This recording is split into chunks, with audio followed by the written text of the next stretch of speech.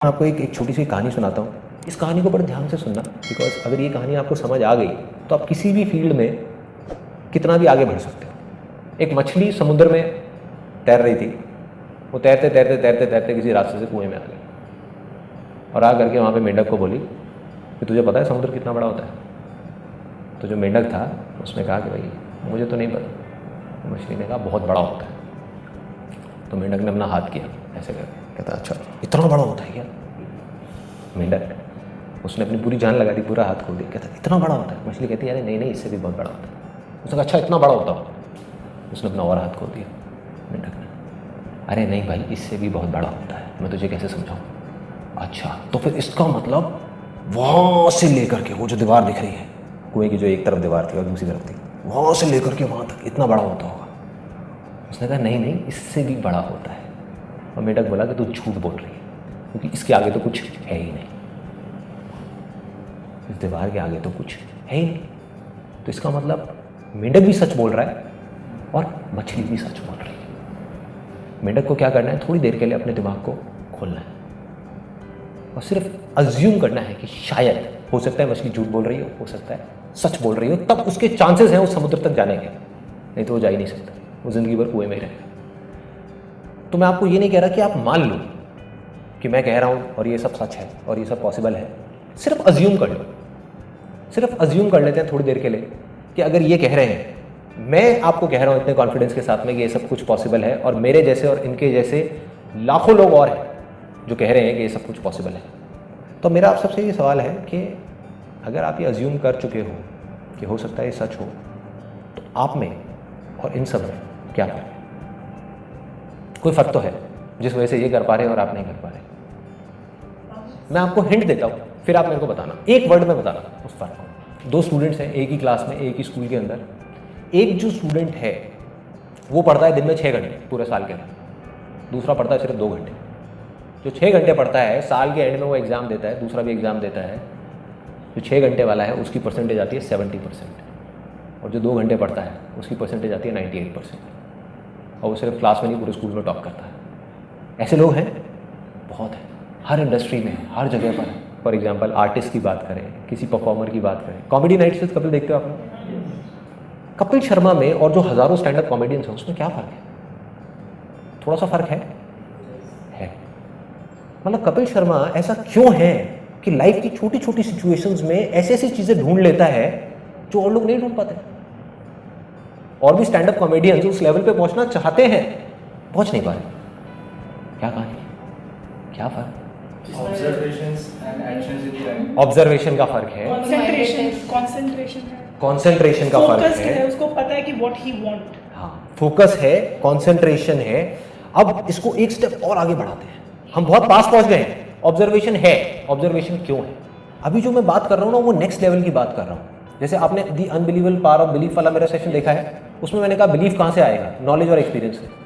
आज जो मैं बात कर रहा हूँ उससे भी एक स्टेप और आगे की कर रहा हूँ कि इसमें तो कोई डाउट ही नहीं है कि नॉलेज और एक्सपीरियंस तो चाहिए। मैं बात कर रहा हूँ दो लोग जिनके पास में सेम तरह की नॉलेज है, सेम तरह का एक्सपीरियंस है, फिर भी एक है जो उस नॉलेज को बहुत तेजी से गेन कर पा रहा है और दूसरा है जो नहीं कर पा रहा है। अगर एक वर्ड में बोलना हो तो एक वर्ड क्या होगा? जैसे कॉन्सेंट्रेशन और इन सब से मिलता जुलता ही है, डिजायर, कन्विक्शन। 100% देना कि बस 0.99 का 0.001 भी नहीं छोड़ा है, बस यही है, इसके बाद कुछ बचेगा ही नहीं।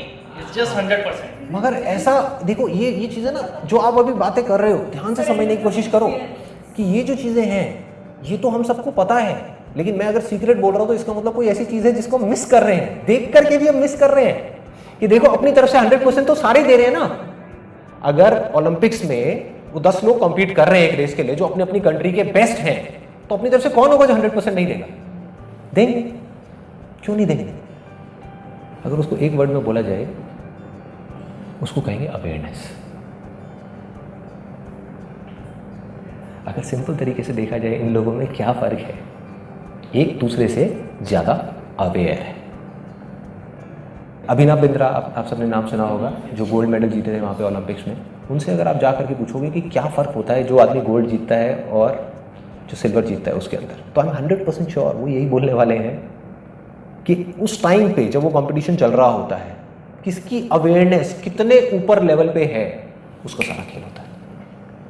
कि एक आदमी जब वहां पे निशाना लगाने वाला है, फ्रैक्शन ऑफ सेकंड्स के लिए, 1 सेकंड के लिए भी नहीं, 1 सेकंड के 1,000वें हिस्से के लिए भी अगर उसका ध्यान उस डॉट से हल्का सा भी बटा या कटा तो वो गया, और अगर ध्यान बिल्कुल भी नहीं कटा और बिल्कुल भी नहीं हटा तो वो जीत गया, तो वो गोल्ड ले गया। मतलब कि उनका पूरा ध्यान उस टाइम पे अवेयरनेस का लेवल इतना हाई हो चुका होता है, इतना ज्यादा हाई होता है कि सारा का सारा ध्यान पूरी दुनिया से सिमट करके सिर्फ उस एक डॉट के अंदर आ जाता है। इस हद तक अवेयरनेस बढ़ जाती है, और बिना ऐसी अवेयरनेस के ये भी सब कुछ पॉसिबल नहीं है जो इस बुक में बातें हो रही थी। अगर सिंपल वे में देखा जाए, आप में, मुझ में, इनमें, हम सब में क्या फ़र्क है? किसी का अवेयरनेस लेवल थोड़ा सा कम है, किसी का थोड़ा ज़्यादा है, किसी का बहुत ज़्यादा है, किसी का बहुत ही ज़्यादा है। जिसका जितना ज़्यादा है उसके लिए पॉसिबिलिटीज़ उतनी ही ज़्यादा है।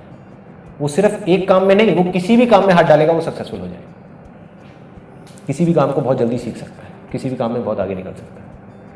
अब एक सिंपल सा क्वेश्चन उठता है कि जब ये चीज़ इतनी ज़्यादा इंपॉर्टेंट है, ये जो ध्यान की जिसकी मैं बात कर रहा हूँ, अवेयरनेस की बात कर रहा हूँ, तो इसके बारे में कहीं किसी स्कूल में या कॉलेज में या हमारे घरों में इसके बारे में बात क्यों नहीं हो रही? जबकि वो बेस है। एक क्लास के अंदर 50 स्टूडेंट्स है, सबको बोला जा रहा है, उनके घर पे भी और वहाँ पे क्लास में भी, पढ़ो पढ़ो पढ़ो पढ़ो, ध्यान लगाओ ध्यान लगाओ ध्यान लगाओ। कोई ये क्यों नहीं बता रहा कि ध्यान कैसे लगाएं? पहले देखना पड़ेगा, समझना पड़ेगा कि ध्यान एक यूथ का या हमारा भी सबका कितनी जगह भटका हुआ है, तो उसको एक जगह कैसे समेटे, ये अपने आप में एक आर्ट है, अपने आप में एक साइंस है। और जिसको ये आर्ट और साइंस समझ आ गई वो कुछ भी कर सकता है। और उसको बढ़ाने के बाद में एक हाई लेवल पे जब आप पहुंचते हो तो एक ऐसी स्टेज आ जाती है जब आपके हाथ में कंट्रोल होता है। आप जब चाहे, इस चीज़ को आप ध्यान से समझना, because this is very important. आप जब चाहे, जितनी देर के लिए चाहे, जिस चीज़ पे चाहे, उस चीज़ पे उतनी देर के लिए अपने ध्यान को रोक सकते हैं। जब भी, जहां भी, जैसे भी, और जब चाहे अपनी मर्जी से अपने ध्यान को हटा सकते हैं, हटा करके कहीं और लगा सकते हैं। अब आपके हाथ में है, आप 1 मिनट रोको, 1 घंटा रोको, 1 दिन रोको। सोचो कि अगर ऐसा आप भी कर पाओ या और लोग भी कर पाएं, तो दुनिया में ऐसा कौन सा काम है जो कहेगा मुश्किल है या नामुमकिन, जो कहेगा कि नहीं हो सकता? अगर कोई इंसान अपने ध्यान को अपनी मर्जी से रोक सके एक जगह पर किसी तरीके से, जितनी देर के लिए चाहे उतनी देर के लिए, तो ऐसी कौन सी चीज़ें दुनिया में जो नहीं की जा सकती है? कुछ ऐसा? कुछ भी नहीं। Everything is possible, everything.